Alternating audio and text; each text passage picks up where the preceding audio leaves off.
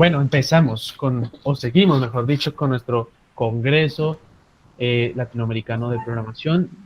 Ya tuvimos a Diego Botia que nos estuvo hablando una tarde completa de terminología de informática. Estuvimos también aprendiendo cómo es el proceso de, que hace un desarrollador. Comprendimos varios términos, comprendimos el tema de full stack, de qué es un desarrollador full stack, y otros términos que fueron muy importantes.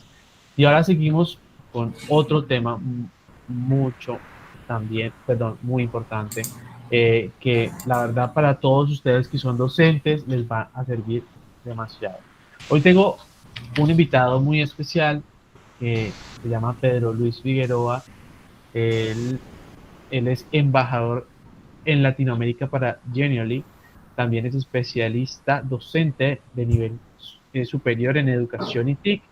Es maestrado en procesos educativos mediados por tecnología de la Universidad Nacional de Córdoba en Argentina.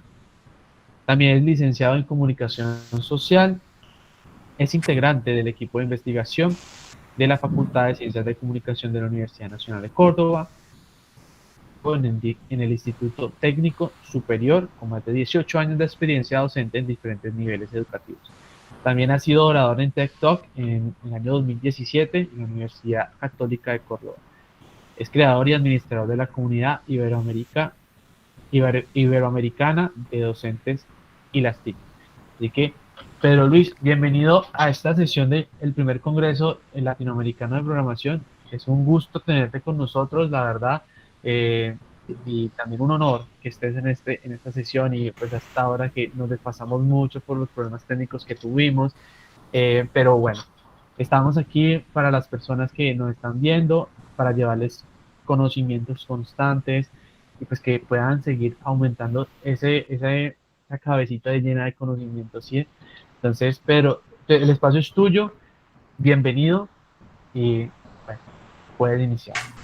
Bueno, muchas gracias Andrés. Primero, antes que nada, muy agradecido y honrado con la invitación. Un gran gusto compartir con colegas colombianos y de toda Latinoamérica. Y felicitaciones por estos eventos sumamente necesarios en este contexto y para seguir profundizando y potenciando la tarea educadora vinculada a las nuevas tecnologías. Así que agradecido y espero que el aporte resulte provechoso para pensarnos los docentes en este contexto. Así que vamos a empezar a desandar la presentación y al final voy a quedar atento a cualquier duda o consulta o inquietud que pudiera haber.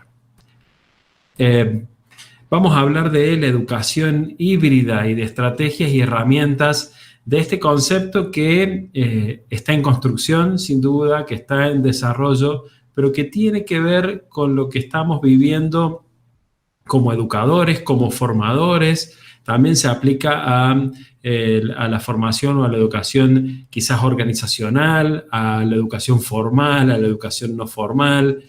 Un contexto que sin duda nos atraviesa y nos desafía especialmente en torno a nuestra tarea. Algunas aclaraciones previas antes de comenzar tienen que ver con que no va a haber recetas. Sería muy incoherente o contraproducente en este contexto dar recetas, es decir, esto debe hacerse de esta manera, sino que lo que vamos a dar tiene que ver con reflexiones y aportes en base a la experiencia, en base al recorrido, en base a algunas instancias que sirvieron de momento para análisis y de las cuales hoy podemos sacar algunas conclusiones. Dentro de una temática, la educación híbrida o educación bimodal o semipresencialidad y un contexto cambiante y en construcción. Estamos en medio de las transformaciones, no estamos analizando lo que ocurrió, sino que estamos reflexionando sobre lo que está ocurriendo y allí la complejidad, pero también lo maravilloso de este momento que nos tiene a los docentes como protagonistas.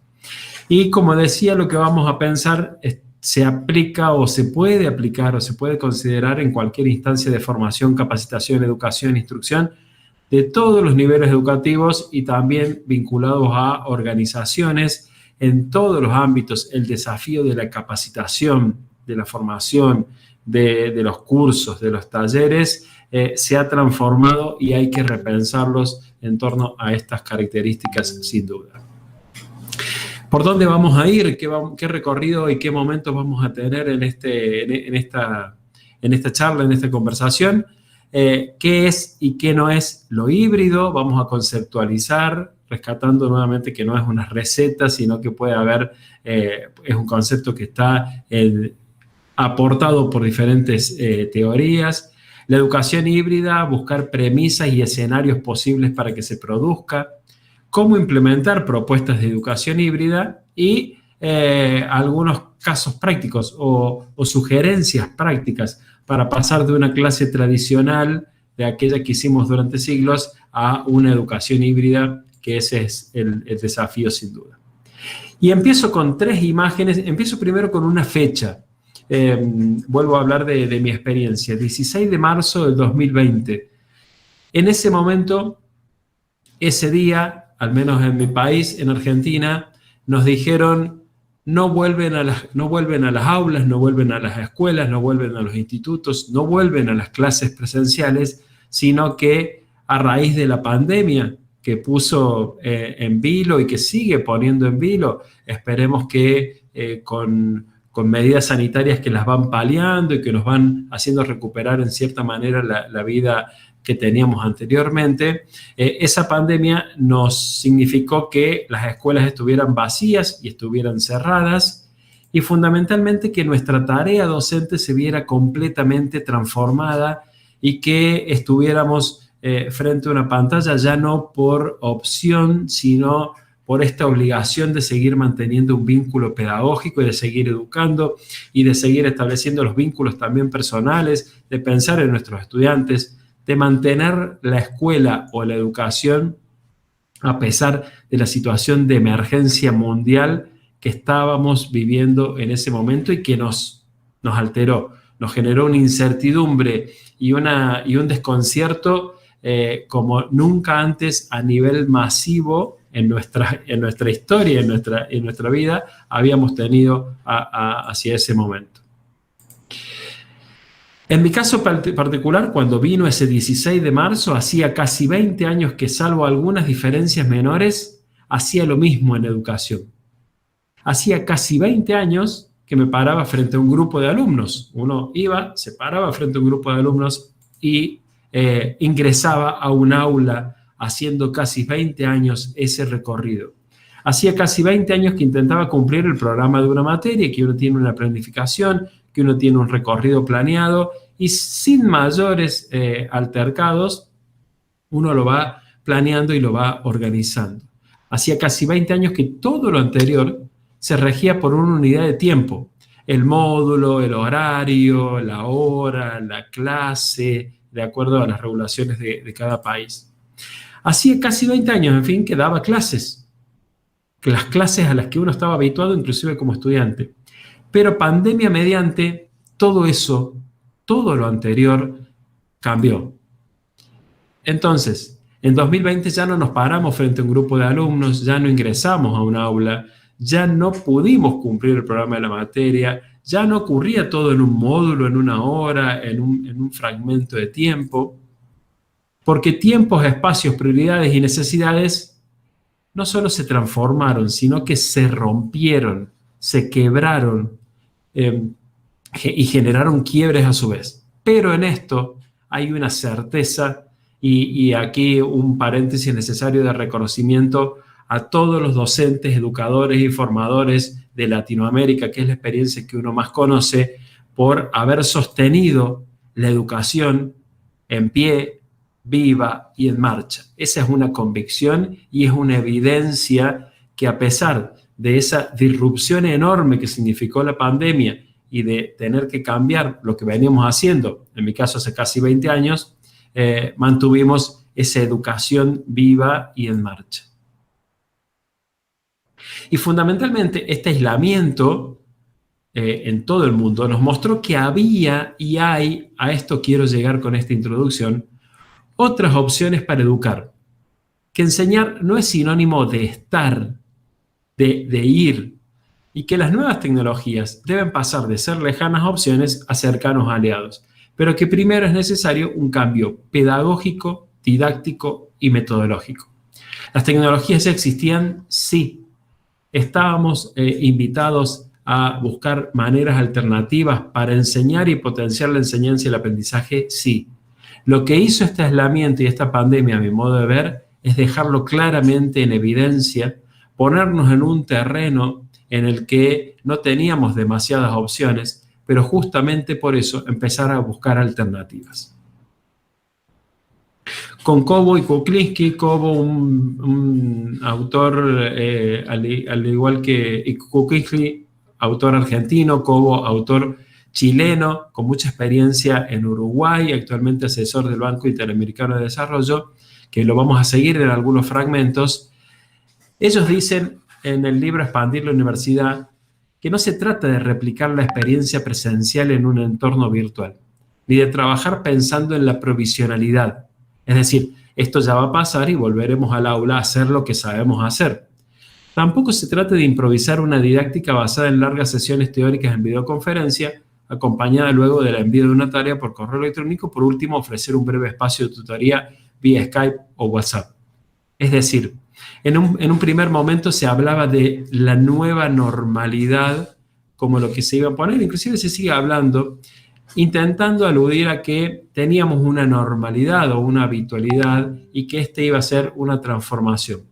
Estos autores dicen que no tenemos que anhelar aquel pasado para volver a aquello que existió en algún momento, que mi premisa es que ya no va a existir más tal cual ocurría hasta antes del 16 de marzo del 2020, pero tampoco se trata de buscar algunas alternativas que imiten en cierta manera lo que hacíamos de manera presencial y buscar agregados tecnológicos solo para enriquecerlos o para permitirlos.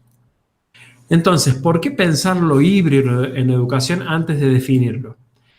Y porque ocurre gracias a la pandemia, pero nos está invitando más allá de la pandemia, porque es una posibilidad para repensar y replantear la enseñanza y el aprendizaje. Aquí hay una clave muy potente, es una oportunidad inédita, dolorosa sin duda, incómoda, que nos desafía, pero también nos pone en evidencia que podemos replantear nuestras prácticas de enseñanza y nuestras prácticas de aprendizaje y lo que proponemos a nuestros estudiantes o a nuestros formados. Dinamiza la educación, le aporta flexibilidad y capacidad de adaptación al cambiante contexto, descontractura la educación para que se adapte a cualquier situación, acompaña la transformación de los roles y lugares del alumno y del docente. Está claro que el rol del docente ya no es ese ámbito único de saber que transmite de manera unidireccional los contenidos a los alumnos, y el alumno ya no es ese sujeto pasivo que recibe y aprende, sino que también está llamado desde la autonomía a aportar y a construir su propio conocimiento. La tecnología y el entorno no solo lo permite, sino que lo demanda y lo necesita a esto híbrido. De hecho, hoy estamos presentes gracias a estas posibilidades de la tecnología. Y refuerza una educación basada en habilidades, en aptitudes y en competencias, y no tanto en el contenido en sí. La charla anterior de la cuestión de programación que consultaban, bueno, ¿cuál es el lenguaje para tal nivel o para tal instancia? En definitiva, lo que se está transmitiendo es una habilidad, una aptitud, una competencia, una actitud hacia el conocimiento más allá del contenido en sí mismo. Y permite actuar en un contexto de incertidumbre como es el que tuvimos, el que tenemos y el que considero vamos a seguir teniendo. Pensar lo híbrido en educación, solo por la pandemia decíamos que va más allá. ¿Y por qué va más allá de la pandemia? Fíjense en este video de 1 minuto lo que muestra el recorrido de la tecnología desde 1980 hasta el 2020, en 40 años, en 1 minuto. ¿Cómo va a mostrar la transformación no solo de herramientas y de las innovaciones tecnológicas, sino fundamentalmente de cómo un espacio, en este caso simbolizado por el escritorio, estaba plagado de herramientas físicas y fíjense en lo que se convierte. Lo compartimos mientras lo vamos relatando allí. Fíjense, 82, fíjense el escritorio. Y había una computadora en algún momento, pero fíjense cómo las cuestiones prácticas, concretas, la tijera, la cinta de pegar, lo que está colgado a manera de anotación, las bitácoras, los mapas, los recordatorios, los calendarios, los contactos, los periódicos, las noticias, lo que teníamos como material audiovisual. Fíjense cómo se transforma absolutamente todo en 40 años, que para la historia es un suspiro simplemente, ¿sí? Para nuestra vida sin duda es mucho. Fíjense la comparación en estos 40 años, cómo todo lo físico se transforma y se condensa en 2, 3 o en un aparato que puede ser inclusive nuestro propio teléfono celular. Entonces, lo híbrido ya lo tenemos como experiencia en nuestra vida cotidiana, lo tenemos como aquello que estamos viviendo particularmente, porque vivimos una realidad física, sin duda. Vamos al mercado a comprar, nos reunimos con nuestros amigos, con nuestros familiares, tenemos esa realidad física, cuando la pandemia y la situación sanitaria lo permite, salimos a caminar, a hacer ejercicio o lo que fuera, pero también tenemos la experiencia virtual en la mano a través de un aparato que condensó todo lo que tenemos a disposición, ¿sí? De allí la trascendencia, la importancia y hasta el concentrar nuestra experiencia en un aparato, que eso sería motivo de otra charla sin duda. Entonces, ¿qué es y qué no es lo híbrido? ¿Cómo podemos definir lo híbrido pensando especialmente en el ámbito educativo? Bueno, algunas ideas previas. Obviamente se tratan de dos modalidades, métodos, partes, mitades o modelos, sin duda. Hablamos de la combinación entre presencialidad y virtualidad, o en línea, remota, a distancia, pero está la experiencia física presencial y la experiencia de la virtualidad o de lo digital. Lo sincrónico y lo asincrónico, la sincronía y la sincronía, pensando en tiempo real que ocurra algo, pero también en tiempo diferenciado o diferido. También en la combinación entre lo que ocurre en la escuela y los hogares, el adentro y el afuera, con aulas conectadas o con el medio con conexión al aula a través de la tecnología, con alumnos fundamentalmente presenciales, pero también virtuales. Tenemos la presencia de los que saludamos en algún momento de la presencialidad, pero también en la virtualidad siguen siendo alumnos aunque no los veamos directamente. Y un sistema mixto o de semipresencialidad que apoya estas ideas de la educación híbrida. Cuando pensamos en lo híbrido y solo como idea previa, pueden salir algunos sinónimos, sin duda, que pueden ser la combinación, desde la química, la alternancia, la fusión, la integración, el complemento o complementación, la mezcla, el mix, la sumatoria. Todos estos conceptos nos dan ideas de lo híbrido. Es decir, me quedo con fusión, por ejemplo, o con mix, con combinación. Elementos que se aunan, que aunque son diferentes, se sintetizan, que es una unión de intereses o de ideas, que son en proporciones determinadas, cómo se van uniendo. Esa es la idea de lo híbrido, ¿sí? Avanzando en esto, según el diccionario, lo híbrido es, dicho de un animal o de un vegetal, que está procreado por dos individuos de una distinta especie, dicho de una cosa que es producto de elementos de distinta naturaleza, dicho de un individuo de padres genéticamente distintos con respecto a un mismo carácter, y de un motor de un vehículo, por ejemplo, que puede funcionar tanto como combustible como con electricidad. Es decir, un producto nuevo de la combinación de dos elementos en apariencia disímiles o que no tienen combinación en un primer momento. Volviendo a los autores que citábamos recién, la ruta post-pandemia que debe ofrecer la educación, dicen ellos, es hacia nuevas y mejores certidumbres, en un entorno híbrido, combinado, que haga banal e invisible la diferencia entre el aprendizaje virtual y el presencial.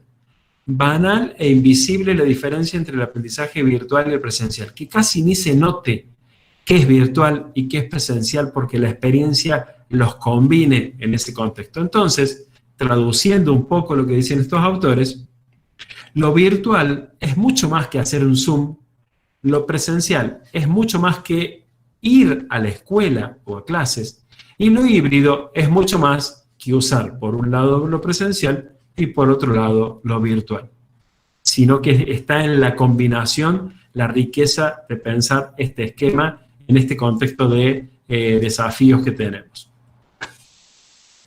Pensando esta educación híbrida, esta educación combinada, esta educación fusionada, podríamos decir, vamos a establecer algunas premisas y vamos a ver algunos escenarios en donde se puede realizar y un poco el recorrido que hemos tenido también en este año y medio, un poco más de pandemia.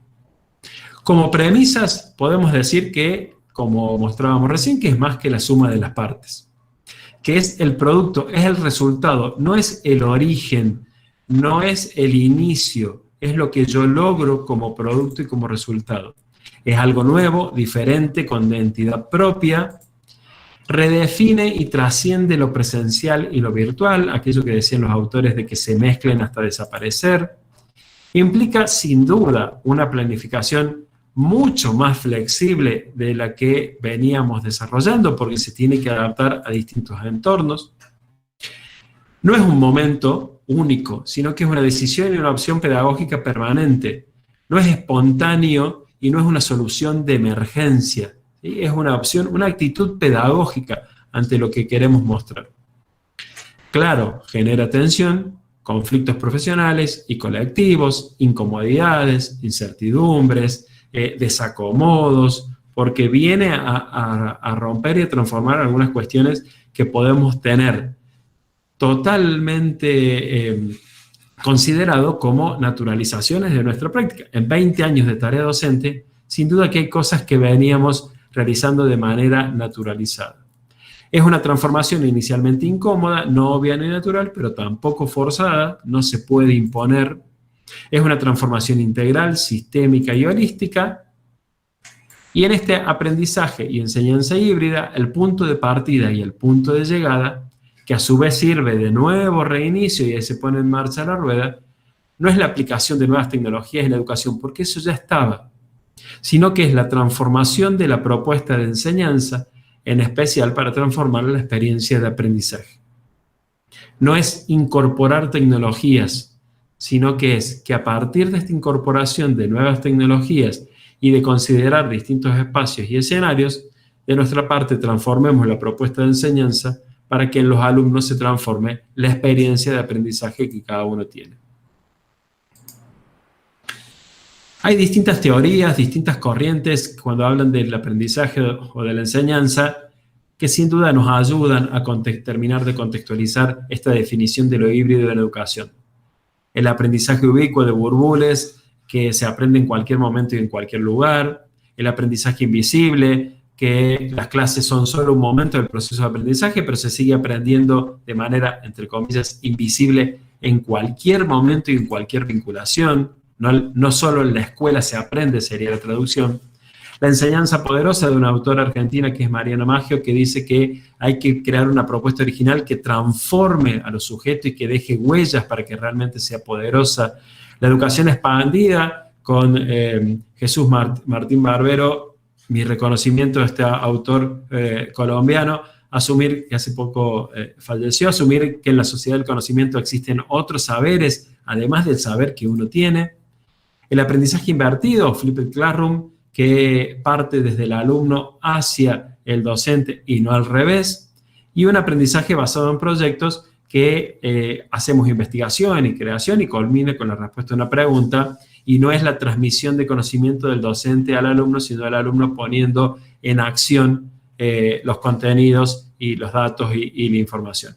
Estos conceptos, como para nombrar algunos, sin duda, desde la pedagogía y desde grandes educadores y formadores, nos sirven para entender más en detalle esta educación híbrida que tiene que ver con desafíos, con nuevos espacios, con considerar que yo docente no soy el único que tiene el saber y la razón, sino que está en todos lados y podemos buscarlo para potenciar el aprendizaje de nuestros estudiantes.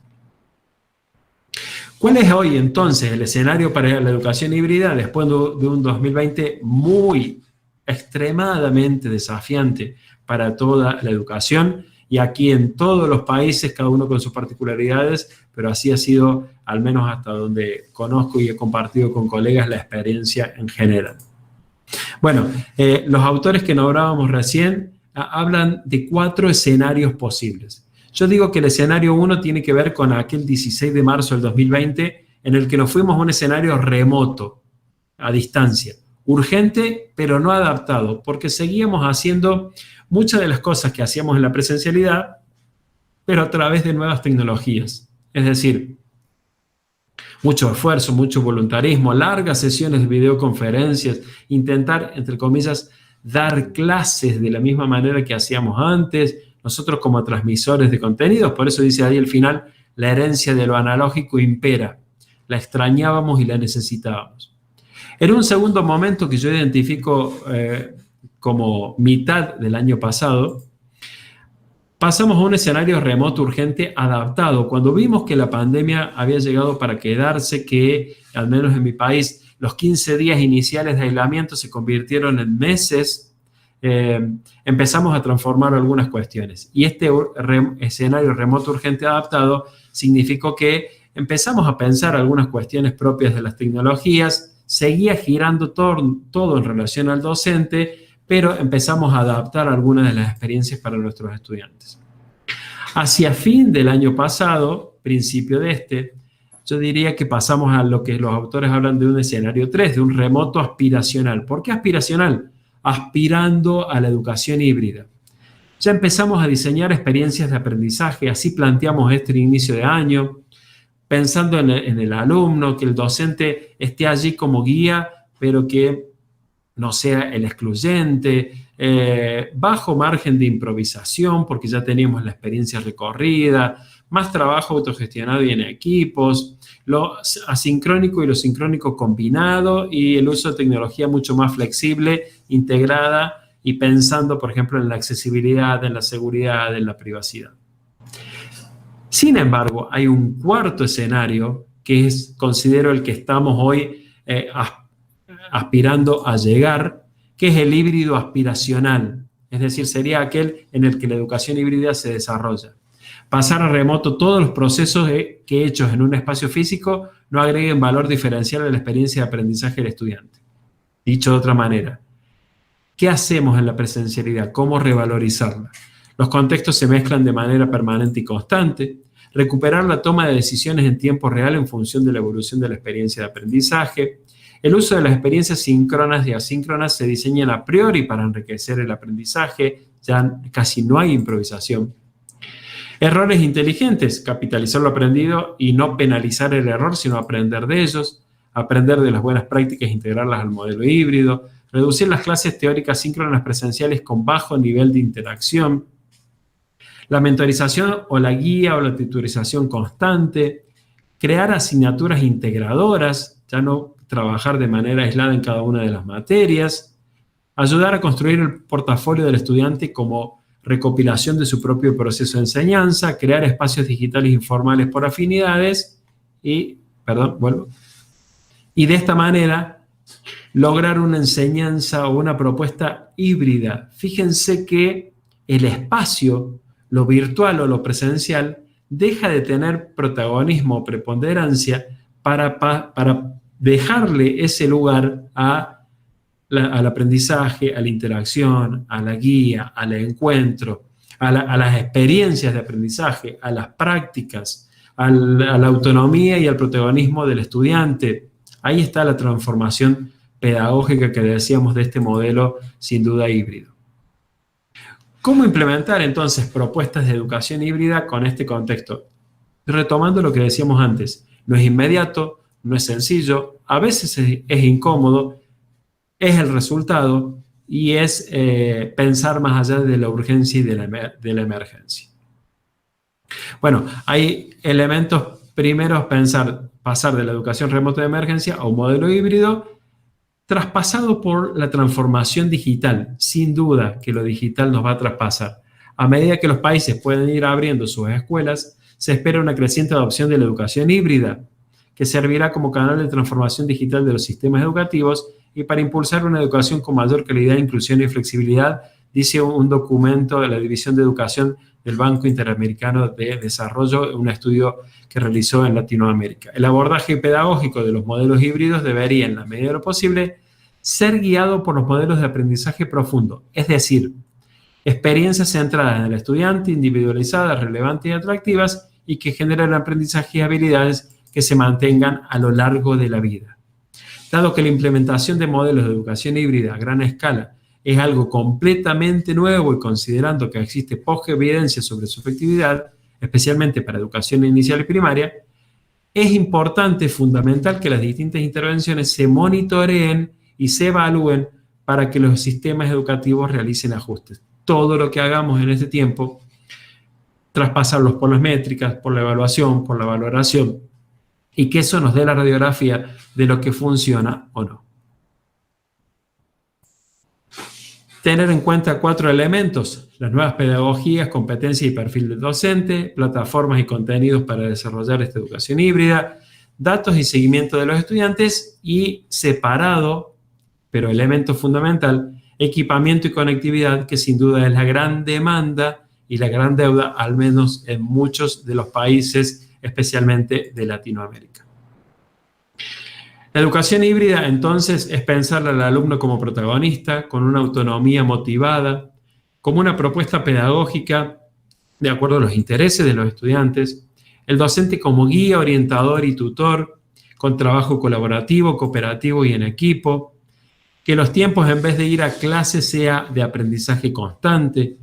El espacio ya no es el aula, sino que el aula es el mundo, y cuando decimos el mundo no exageramos, sino que en sentido literal al alcance de las nuevas tecnologías, incidencia en el entorno, una evaluación formativa, una autoevaluación, una coevaluación con nuevos formatos, donde el objetivo sea controlar, donde el objetivo no sea, controlar, sino valorar para aprender, un seguimiento constante, digitalizado, medido y a la vista del alumno, compartido con el alumno. Esto es lo que estamos viendo en común. Un repositorio o un espacio de encuentro presencial y virtual. Pensar producciones finales para dejarse sorprender, para trascender el hicieron lo que yo quería que hicieran, por un uso de la tecnología significativo, explorado y un aprendizaje comunitario, y forman en habilidades, competencias y en alfabetización digital en este contexto de lo híbrido. Entonces, permiso, voy a tomar un poquito de agua. Pensando entonces en lo que dijimos, ¿cómo podemos mezclar herramientas tecnológicas que nos permitan abordar una educación híbrida en algunas situaciones particulares de la clase o de la propuesta que hagamos? Lo que sigue tiene solo la intención de enunciar, motivar, mostrar, reflejar, o que le sirva para decir, bueno, no, de esa manera no, pero de esta otra manera sí. Reitero, no son recetas, sino que en todo caso son aportes desde la propia experiencia. Por ejemplo, cuando planificamos, cuando hacemos nuestra planificación o programa de nuestra clase, ¿por qué no pensar en algo que se construye de manera colaborativa con nuestros estudiantes, que lo vayamos haciendo en tiempo real? Un documento de Google Drive en el que los estudiantes pueden realizar comentarios sobre ¿y esto qué es? Esto no me parece interesante. ¿Vieron lo que a veces preguntamos en las aulas, pero queda solo en comentarios iniciales? Bueno, ¿por qué no la planificación? Pensarla dentro de un documento colaborativo. Y eso me lleva a lo híbrido, a lo presencial y a lo virtual, que se mezcla en una misma propuesta y que va interactuando. ¿Quiénes son mis alumnos? Es la gran pregunta de inicio de todos los años en todos los niveles. Bueno, ¿cómo hacer para relevar quiénes son? Sin duda algún formulario en Microsoft Form, o en Google Form, o en cualquier otra herramienta que nos permite recopilarlo, no solo nos va a permitir a nosotros saber quiénes son, sino ¿por qué no pensarlo en conjunto con todos los colegas de un año, de un curso, de un grado, para tener el relevamiento de primera mano de nuestros propios estudiantes y consultarles cuestiones que por ahí desde la oralidad algunos no se animan a decir. Para presentarnos, vieron que suele ser habitual también en los inicios de clases, nombre, apellido, expectativas, intereses. Bueno, ¿por qué no hacer una presentación en la misma línea que lo anterior usando una herramienta como Flipgrid, que es un muro, pero de videos cortos, cerrados, no son públicos, no es YouTube, en el que cada estudiante puede grabar desde su propio teléfono. Nosotros le enviamos un enlace, graba su intervención y eso nos queda como registro y vamos practicando la oralidad y la intervención de cada uno de nuestros estudiantes en vez de lo que habitualmente, y por eso voy comparándolo, habitualmente en la primera clase lo que hacemos es alguna presentación espontánea de nuestros estudiantes y eso queda allí y no queda el registro. Pensar en un primer proyecto con incidencia en la comunidad o en el entorno, con un trabajo en equipo, y ahí Trello puede ser una de las herramientas para estas tareas en equipos, para organizar, para combinar, y en el que todos tenemos el panorama de por dónde vamos, y eso también minimiza la cuestión de tal trabaja, tal no, sino que entre todos nos vamos viendo y tenemos la radiografía del proceso. Exponer resultados. Nuestra educación latinoamericana tiene mucha planificación y acción en muestras, en ferias, en exposiciones, en trabajo que se hace en las escuelas, pero con incidencia en el entorno. Bueno, ¿por qué no pensar a través de transmisión en YouTube, a través de una herramienta como StreamYard que facilita muchísimo, dar a conocer estas experiencias y estos resultados y que eso nos permita previamente trabajar la oralidad y las pautas de presentación? Un repositorio de experiencias en el que vamos dejando asentado lo que vamos haciendo de manera digital a través de una herramienta como Padlet. También pensar en un aula y en una red virtual propia. Podemos tener nuestra aula virtual, podemos tener un Moodle, podemos tener una plataforma institucional, pero el modo también nos ayuda, en cualquier caso, desde una propuesta gratuita a mezclar un aula o entorno virtual, pero también con una especie de red interna en la que también tienen participación los padres. Valorar los resultados a partir de rúbricas y que estas rúbricas sean accesibles a nuestros alumnos con una herramienta entre muchas de las que hay, que es Corrubric, por ejemplo.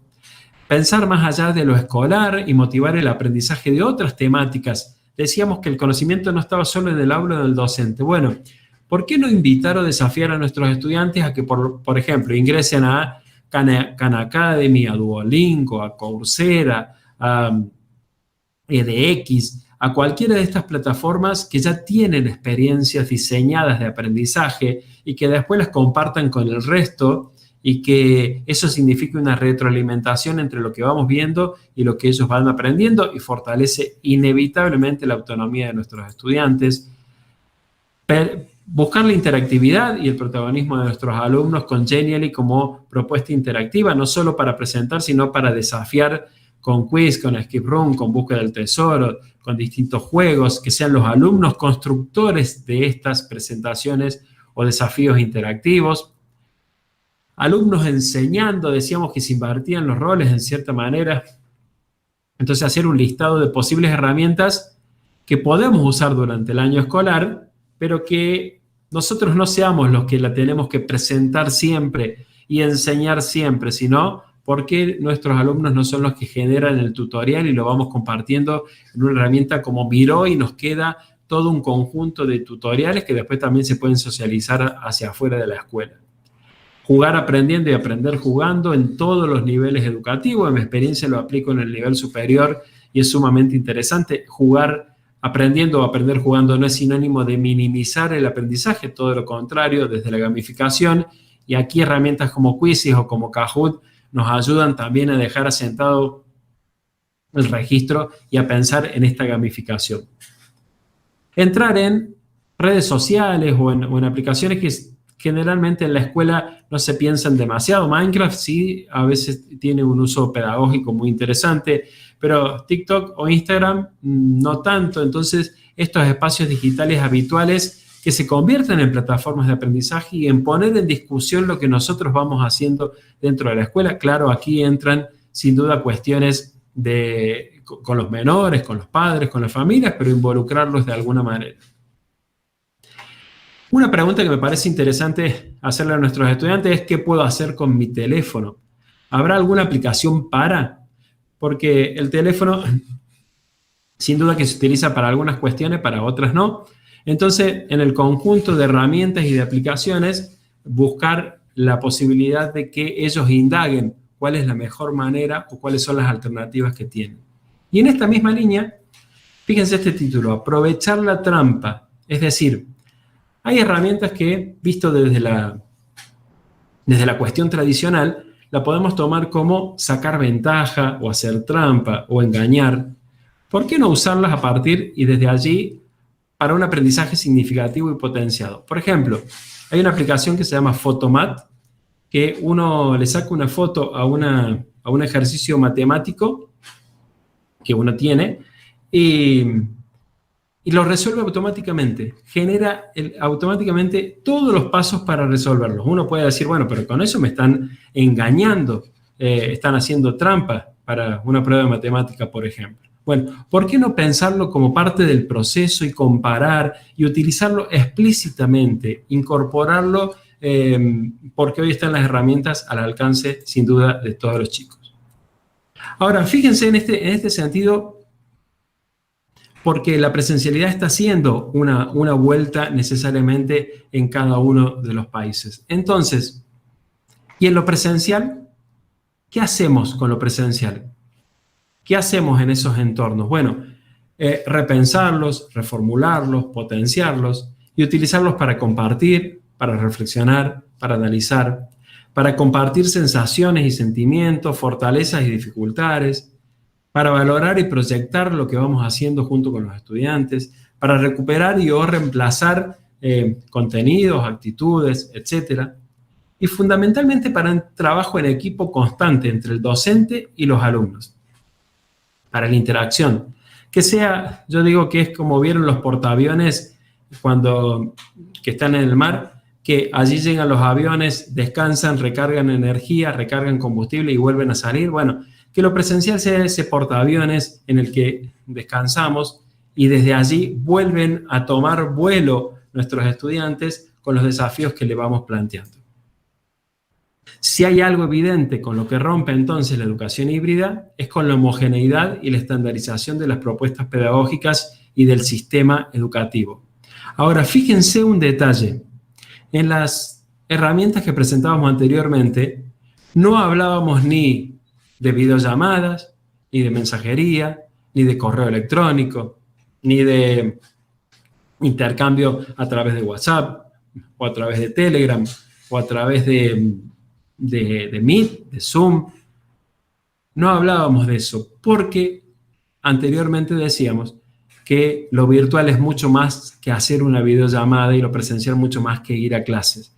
Entonces, podemos plantear experiencias de educación híbrida, inclusive sin pensar en herramientas de videollamadas o sincrónicas. Y allí es donde se pone en evidencia la real transformación de estas experiencias y de esta propuesta.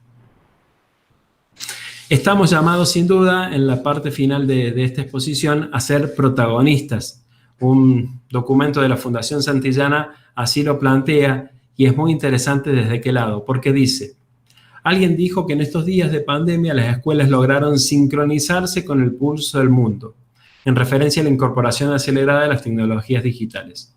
Necesitamos que esa sincronización con el pulso del mundo sea aún más profunda, de modo de que la escuela pueda reconocer rasgos de las sociedades contemporáneas, la desigualdad creciente, la complejidad, la diversidad, la vertiginosidad del cambio, y construir desde allí un espacio protegido que sensibilice y empodere a los sujetos, que ofrezca herramientas para transformar la sociedad y que haga de la escuela un lugar en el que todos querramos estar. Es decir, no solo la transformación tiene que ver con lo pedagógico, sino que también nos invita este modelo híbrido a transformar la experiencia que tenemos en las escuelas para que la sincronización con el pulso del mundo también tenga que ver con trabajar lo complejo, lo diverso, lo desigual, lo vertiginoso, la incertidumbre, y eso construido entre todos. Si ese es el resultado de esta educación híbrida, sin duda que habremos dado un paso trascendental en esta tan mentada y nombrada transformación de la educación que, reitero, se ha puesto en gran evidencia a partir de esta situación de incertidumbre y de esta situación sanitaria. De mi parte, muchísimas gracias por la atención. Espero que hayan resultado conceptos interesantes y quedo a disposición por cualquier duda, consulta o aporte que consideren hacer. Vale, Pedro, muchísimas gracias. Danos un momento, ya te comunicamos las dudas. Muy interesante, la verdad. El tema de la educación híbrida, yo creo que hacia allá vamos. Todos los países de Latinoamérica, inclusive todo el mundo. Y en algunos casos se ha demostrado que es mejor, ¿no? Entonces, déjame, yo leo el chat y te comunico las preguntas. Los invitamos a todos a que comiencen y pongan sus preguntas en el chat mientras yo te pregunto. Pedro, ¿cuál es cuál es tu perspectiva acerca de enseñar de forma virtual? No es una forma como tal de captar muy bien los aprendizajes. Se entrecortó un poco, Andrés, pero me preguntaba cuál es la opinión sobre lo que se puede indicar de que dar clases de manera virtual no sea una forma de dar clases.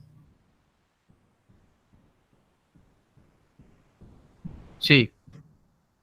Bien.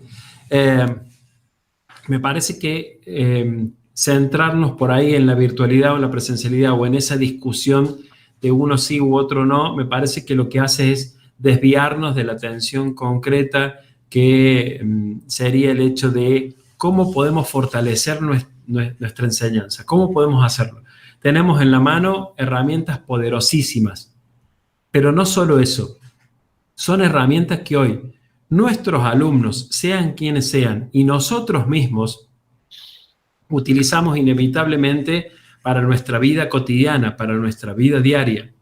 Entonces, de esa forma, si planteamos que la virtualidad no sirve para enseñar o para aprender, nos estamos perdiendo la oportunidad de utilizar estas herramientas para que realmente transformen nuestra propuesta. Sí se puede enseñar, sí se puede aprender desde la virtualidad, al igual que desde la presencialidad, pero mucho más se puede aprender si combinamos escenarios, espacios y momentos para que nosotros podamos interactuar, podamos encontrar recorridos de aprendizaje, podamos desafiar a nuestros alumnos y a nuestros estudiantes, podamos llevar mayor registro y evidencias del aprendizaje que van haciendo, para que haya evaluaciones mucho más originales, creativas y potentes de lo que se va haciendo. Es decir, me parece que después de esta situación de emergencia en la que entramos a un mundo virtual obligados para ello, nos corresponde un momento de reflexión, de análisis y de quedarnos con los ámbitos que realmente nos interesen y nos potencien las propuestas de aprendizaje que cada uno tenga.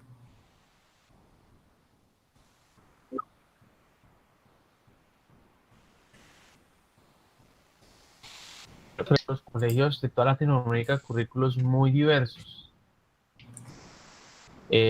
Quizás varias escuelas no tienen las mismas posibilidades y tienen currículos muy distintos.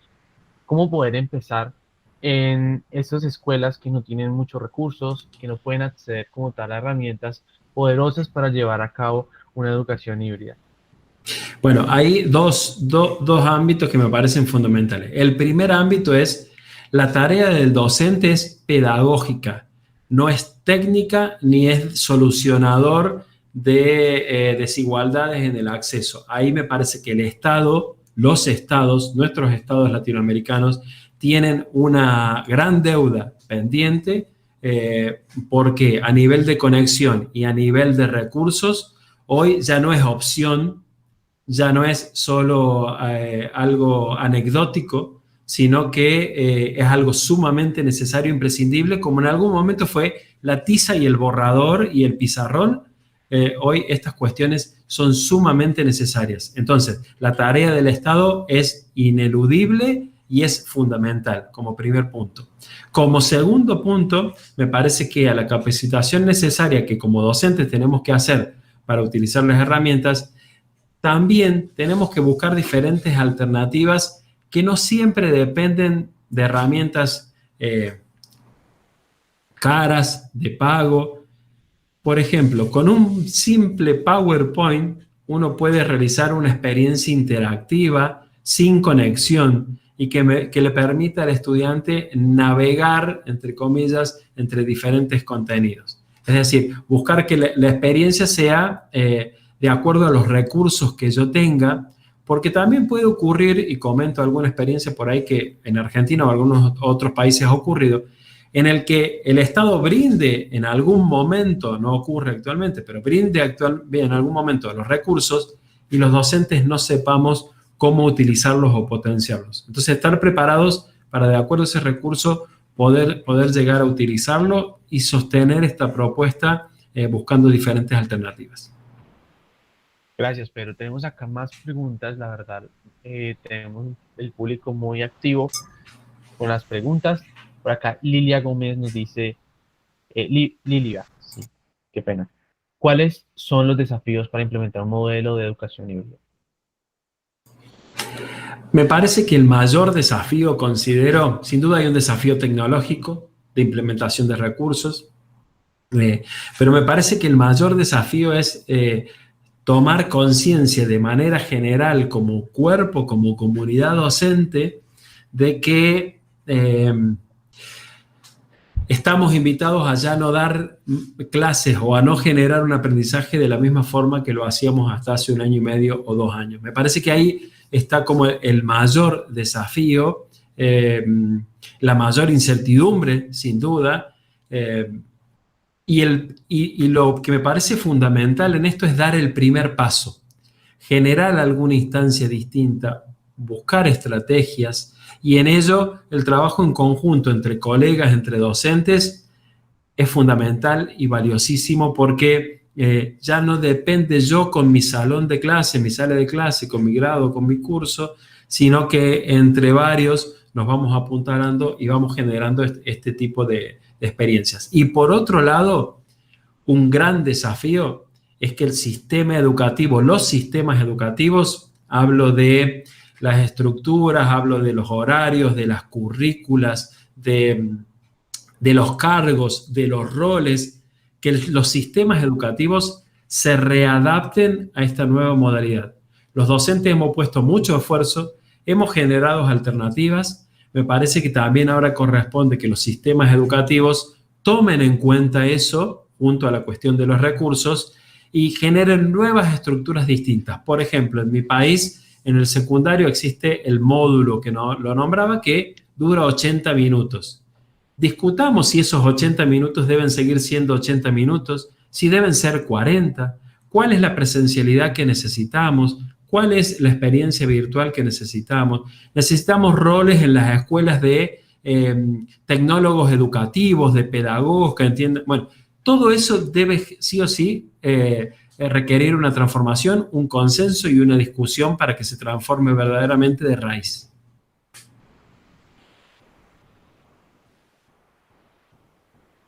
Definitivo.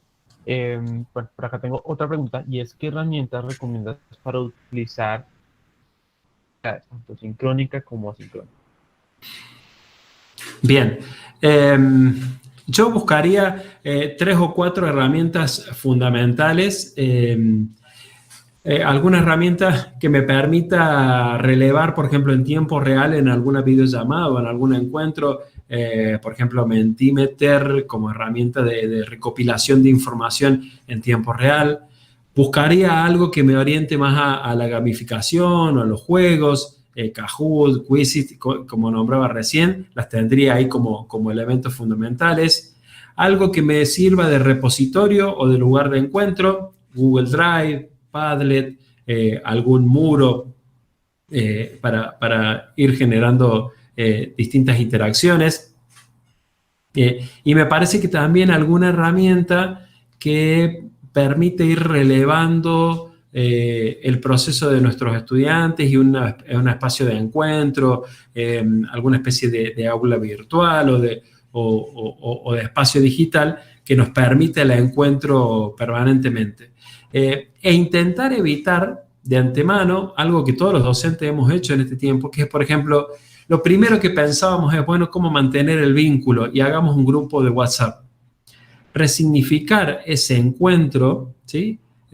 Buscar otros espacios, y hoy por hoy me animo a este kit de herramientas básicas que nombraba recién, sugerir Telegram. Telegram es una herramienta de código gratuita que es mucho más que un servicio de mensajería. Hoy por hoy permite generar videollamadas como estas en tiempo real con ilimitada cantidad de personas y grabarlas desde el teléfono. Por ejemplo, permite editar los mensajes, permite crear grupos, comunidades. Bueno, la verdad que encuestas en sí mismo tiene. Telegram me parece que es un espacio de encuentro muy potente para la interacción entre docentes y estudiantes o entre equipos docentes también.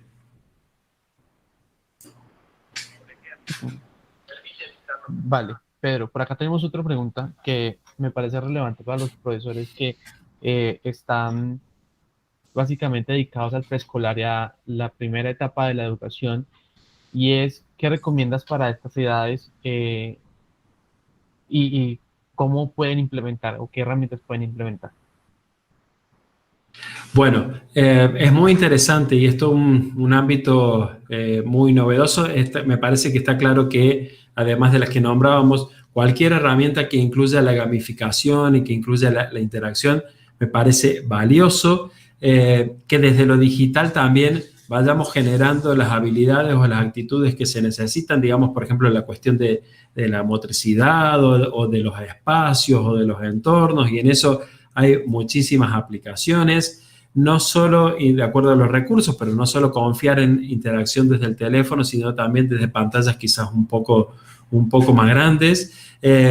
Y también generar dibujos, encuentros, interacciones que le permitan al niño seguir desarrollando sus propias habilidades. Por ejemplo, en nivel inicial, preescolar o en jardín de infantes, como se nombra en algunos países, está la cuestión de la conciencia del cuidado o de las cuestiones de higiene personal, ¿no? El lavado de manos y demás. Bueno, pensar en eso, que desde lo digital, desde lo audiovisual, desde los audios, se puede generar alguna producción, alguna intervención, pensar algún juego en eso, que es lo que generalmente por allí se busca en el entorno presencial, pero que esos juegos nos permiten después la interacción. Entonces, y en el punto particular de este nivel, es muy importante el involucrar a las familias, ¿no? Que no sea solo una cuestión del propio estudiante, hasta por una cuestión de privacidad, y es el ámbito inicial, es mi sugerencia, en el que hay que empezar a alfabetizar digitalmente a los alumnos, a los ciudadanos, en el uso correcto de aplicaciones, en las cuestiones de privacidad, en las cuestiones de intercambio, para que cuando tengan sus propios dispositivos no ingresen a redes sociales o a otros ámbitos en los que se encuentren en un mundo que no puedan manejar. Efectivamente, Pedro, hay un tema de ciudadanía digital que hay que abordar y es muy importante para que los chicos pues, puedan enfrentarse, inclusive los profesores, a impartir clases de ese tipo. Hay otra pregunta que va muy en línea a lo que terminas de decir, y es: ¿la autogestión del aprendizaje por parte del estudiantado dispone de alguna línea de enseñanza y de aprendizaje a seguir? Bien, ahí sí me parece que hay diferencias notorias en cuanto por ahí a los niveles, o no es lo mismo superior que un nivel primario o un nivel secundario, pero más allá de las diferencias, considero que es la base desde la cual pensar esta educación híbrida o esta nueva educación, la autonomía de los estudiantes, y desde ahí pensar propuestas. Recién decía, por ejemplo, ¿por qué no incluirlos en alguna capacitación, en alguna instancia, en alguna autoformación, de acuerdo a su nivel y a sus aptitudes y a la temática, en la que sean ellos los responsables de buscar y de recibir esa formación y romper por ahí este esquema de que si el docente no me lo da, si no lo tengo, si no me lo ofrece, y desde ahí generar la propia autonomía. Y también, por ejemplo, en un trabajo entre pares, que sea un estudiante el que le proponga una formación a sus otros pares a partir de herramientas interactivas o a partir de distintas interacciones. Entonces, el docente como guía, como tutor, como formador que acompaña, me parece que es la figura de educadores que estamos invitados a desarrollar en este contexto.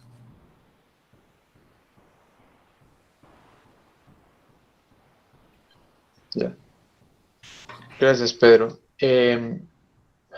Disculpa un momento, que creo que tengo problemitas con el internet.